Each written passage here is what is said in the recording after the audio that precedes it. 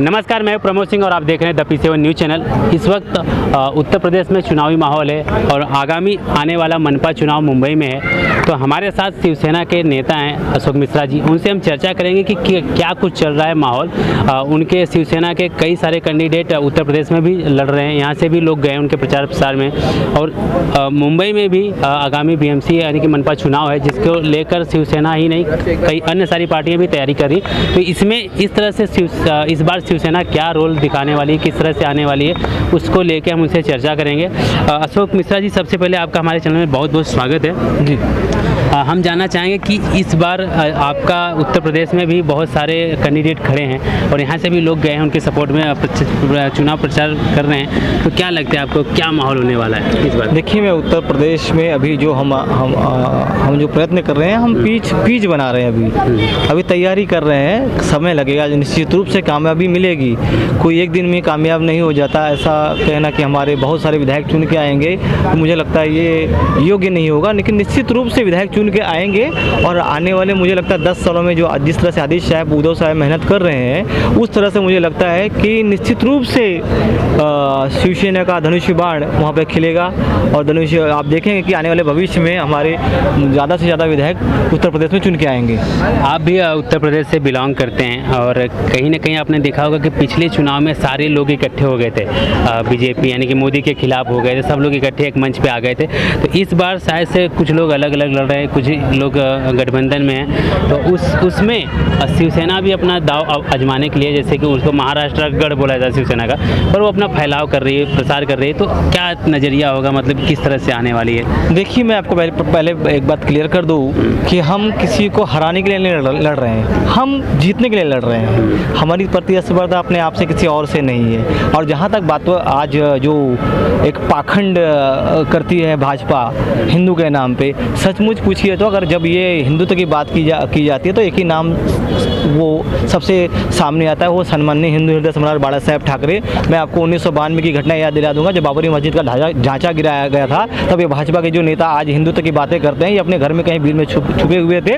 मात्र एक ऐसा शेर था, एक ऐसा व्यक्ति थे जिन्होंने कहा कि बाबरी मस्जिद तोड़ने में मेरा हाथ नहीं पैर है। तो ऐसे बोलने वाले सम्माननीय एक में हिंदू नेता है, वो है बाला साहेब ठाकरे। बाकी सब ढोंग कर रहे हैं, मैं इस बात को नहीं मारता। अगर हिंदुत्व किसी का सही हिंदुत्व है तो वह है सिर्फ और सिर्फ शिवसेना का। अगर मैं आपको 1992 की बातें याद दिला दूं, अगर शिवसेना नहीं होती तो मुझे लगता है हिंदू आदमी आज महाराष्ट्र में सुरक्षित नहीं होता। और ये हमारी परंपरा है, हमारी संस्कृति है कि हिंदुत्व की रक्षा करना, ये शिवसेना की अपनी भूमिका है। चाहे कोई कितना भी बोल ले, शिवसेना ही एक हिंदुत्ववादी पार्टी है, बाकी मैं किसी को नहीं मानता। ठीक है, आपका कहना है मतलब कि इस बार अगर शिवसेना वहाँ से लड़ रही है तो कहीं ना कहीं मतलब कि वोटों में या प्रचार एक छवि बनाने में कामयाब होगी। बिल्कुल होगी। और मैं आपको ये विश्वास दिलाऊंगा कि लोगों का जो लोगों का जो विश्वास है कि और जो पार्टियां हिंदुत्व की बात करती हैं, कुछ दिनों में विश्वास उनका टूट जाएगा और एक में हिंदुत्व पार्टी जो उभर के आएगी वो है सिर्फ और सिर्फ शिवसेना। इसके सिवा कोई पर्याय नहीं होगा पूरे भारत देश में। ज़्यादातर कोई भी चुनाव लड़ता है या किसी भी पार्टी का कैंडिडेट है, उसके पास नॉर्मली सड़क का मुद्दा होता है, गटर का मुद्दा होता है। मतलब ये जो लोगों के नज़र में आम मुद्दे होते हैं, इनको लेके बातें करते हैं, चर्चा करते हैं। तो शिवसेना का अगर उत्तर प्रदेश से चुनाव लड़े तो उनके विशेषतर क्या मुद्दा है कि सामने वाले को ध्वस्त करना है तो कुछ चीज़ें लेके आनी चाहिए? देखिए, मैं वहाँ उत्तर प्रदेश का हूँ, वहाँ की राजनीति से अवगत हूँ। और वहाँ के जो मेन मुद्दे हैं, अभी आपने देखा कृषि प्रधान देश है, ये 70% आबादी आप किसानों की है, जिसके हमारे मराठी में कहते हैं शेतकरियों की है।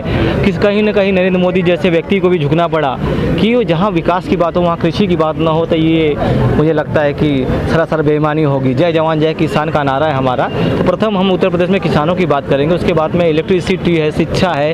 वहाँ पे बहुत मैं कहना चाहूँगा आपके माध्यम से कि हम वहाँ के अस्पताल बहुत ही निम्न स्तर के हैं, कहीं ना कहीं उनमें बहुत सुधार करने की ज़रूरत है। और शिक्षा प्रणाली जो है उसमें बहुत ही पारदर्शिता लाने की कोशिश करनी होगी वहाँ पे, और तब जाके कहीं ना कहीं उत्तर प्रदेश का विकास होगा।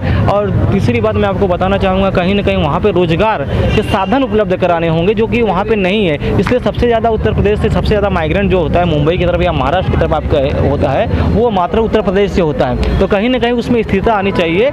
इसके लिए हम प्रयत्न करेंगे कि ज़्यादा से ज़्यादा अगर हम हमारे शिवसेना के विधायक ज़्यादा से ज़्यादा चुन के आते हैं वहाँ पे, तो हम इन बातों का ख्याल रखेंगे और इन बातों पे अपना काम करेंगे। ठीक है, उत्तर प्रदेश के बाद बात करते हैं महाराष्ट्र की, यानी कि मुंबई की। जी। अब मुंबई में भी आगामी आने वाला मनपा चुनाव है, तो यहाँ के तो बहुत सारे, अब देखो सवाल भी यहाँ पे तीखे होंगे, क्योंकि बहुत सारे हम लोग डेली घूम रहे हैं, हम मीडिया वाले भी घूम रहे हैं, तो गाड़ियाँ कितनी भी अच्छी बना लो, सड़कें उतनी अच्छी नहीं है। बहुत सारे कंस्ट्रक्शन रोड, सड़कों को डाइवर्ट कर दिया गया है, मेट्रो का काम चल रहा है, तो तमाम चीज़ें वर्किंग है, या तो उसकी वजह से डाइवर्ट है, पर सड़कों की हालत बहुत ही खस्ता है। नहीं, मैं आपको बता दूं कि सड़कों की हालत जो कहीं ना कहीं ख़राब है, उसकी वजह है कि आप देखेंगे कि जब से वो ठाकरे सरकार आई है, हर जगह निर्माण कार्य चालू है। तो निर्माण कार्य जब होगा तो जो पुरानी चीज़ें हैं वो तोड़ी जाएंगी और कहीं ना कहीं उसमें तोड़फोड़ होंगे, और उसका जो जब वो कार्य पूरे हो जाएंगे, जैसे आपने देखा होगा कि मेट्रो का काम चालू है हाईवे पे, तो कहीं ना कहीं अवरोध उत्पन्न हो रहा था, बाधाएं आ रही थी, रोड रास्ते खराब थे, लेकिन जैसे जैसे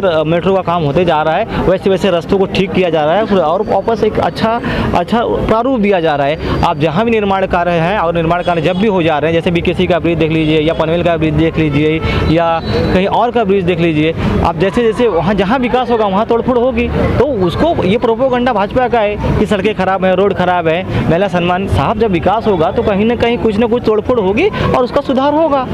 आपको मतलब कि भी आपके काम पे विश्वास है कि हमारा मतलब जब अभी रनिंग में जो काम चल रहा है उसकी वजह से सारी चीज़ें डाइवर्ट है, तो आपको लगता है कि मतलब चुनाव जो होने वाला है उसमें आपका परसेंटेज वही रहेगा या कुछ प्लस माइनस? साहब, मैं मैं कह रहा हूँ कि इस बार हम 110 नगर सेवक शिवसेना के चुन के आएंगे, कम से कम 110 नगर सेवक चुन के आएंगे, क्योंकि पिछले 25 वर्षों से सतत अगर कोई पक्ष कार्य कर रहा है महानगर पालिका में, जो आम लोगों की समस्याएं हैं, जो आम लोगों की मूलभूत सुविधाएं हैं, उसके लिए अगर कोई कार्यरत है, हो मात्रा और मात्र शिवसेना है। कोविड काल में आप देख लीजिए, सर्वे कर लीजिए, मैं आपके माध्यम से कहना चाह रहा हूँ कि सारे के सारे पक्ष अपने घर में सोए थे, खाली एकमात्र शिवसैनिक जो था दिन रात काम कर रहा था अपनी जान की परवाह किए बिना। मैं आपको 2-4 उदाहरण दे सकता हूँ कि हमारे पंप हाउस का शिवसैनिक था विकास गौली, 2-4 व्यक्ति थे यहाँ के, मैं उनका नाम अभी याद नहीं है मुझे, विले पार्ले के, सिर्फ वो सेवा करते हुए बेचारे गुजर गए। हम लोगों ने सेवाएं की, हम लोग खुद कोरोना से ग्रस्त हुए, लेकिन फिर हमारा उपचार हुआ और हम ठीक हुए, लेकिन हम कभी घबराए नहीं। बाकी के पक्ष जो थे आज बड़ी बड़ी बातें करते हैं, कोरोना काल में कहाँ थे? मेरा मुद्दा वो ये है उनसे, सवाल ये है कि कहाँ थे आप भाई साहब? सो रहे थे आप क्या? सबसे ज़्यादा अगर किसी ने सेवा की है तो शिवसैनिक ने की है, शिवसेना ने की है। तो आपको पूर्ण विश्वास है कि हम फिर से आएंगे और भगवा लहराएंगे? बिल्कुल, फिर से आएंगे और फिर से आएंगे, भगवा लहराएंगे, बहुमत के साथ भगवा लहराएंगे। और जो कुछ लोग हैं भाजपा के लोग, निश्चित रूप से सपना देखने का अधिकार सभी को, वह दुष्स्वप्न देख रहे हैं, खुली आंखों से सपने देख रहे हैं। और निरंतर 25 मुझे लगता है 25 वर्षों से शिवसेना सत्ता में है। अगर पब्लिक का, जनता का आशीर्वाद नहीं होता तो शिवसेना सत्ता में नहीं होती भाजपा, यहाँ पे न महाराष्ट्र की सत्ता में होती, न बीएमसी की सत्ता में होती। अभी हम जहाँ खड़े ये वार्ड 82 है जी, तो इसको क्या आपने सर्वे किया? आपकी ये प्रमुखता आती है, आपको यहाँ पे एक पद दिया गया है, तो उस हिसाब से आपने यहाँ पे देखा है लोकल लोगों को क्या मतलब प्रॉब्लम्स है?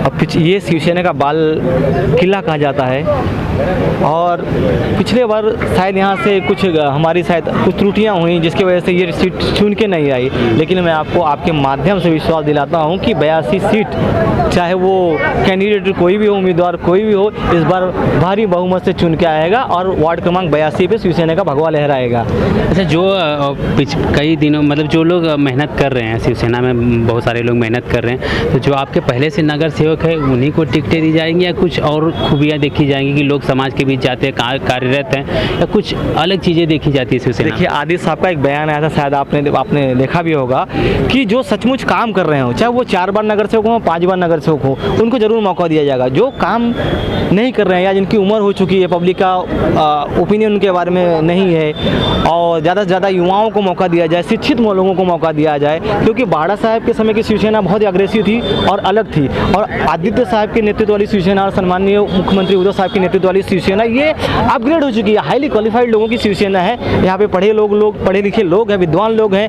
और जानकार लोग हैं, जो जानकार मुद्दों की बात करते हैं। जैसे कि मैं आपको 2-4 उदाहरण दे सकता हूँ, अनिल परब हो गया, उदय सामंत हो गए, ऐसे लोग हैं जो पढ़े लिखे लोग हैं, जो शिवसेना के जो समीकरण है उसको निर्धारित करते हैं, उनको कहीं ना कहीं वो उनसे शुरू होता है। तो इसमें पढ़े लिखे लोगों को निश्चित रूप से उम्मीदवारी मिलेगी और युवा पीढ़ी आएगी और ज़्यादा से ज़्यादा काम करेगी।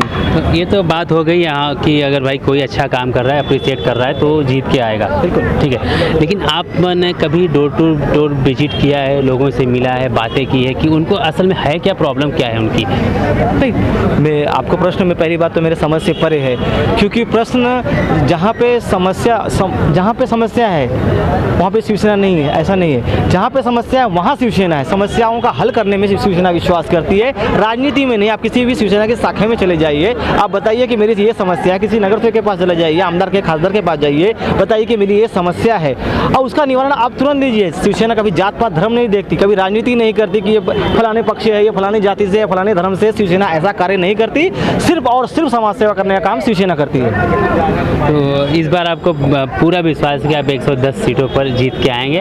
और निश्चित ये आप जो इंटरव्यू है ये रिकॉर्ड करके रखिए और मैं निश्चित रूप से जिस दिन महानगर पालिका का रिजल्ट आएगा मैं आपको फ़ोन करूंगा और मुझे इसकी ज़रूरत नहीं पड़ेगी, आप फ़ोन करके खुद शुभेच्छाएं देंगे कि जो आपने जो कहा था, जो आपने विश्वास जताया था कि 2022 में वापस महानगर पालिका पे शिवसेना का भगवा लहराएगा, सचमुच वो सही था।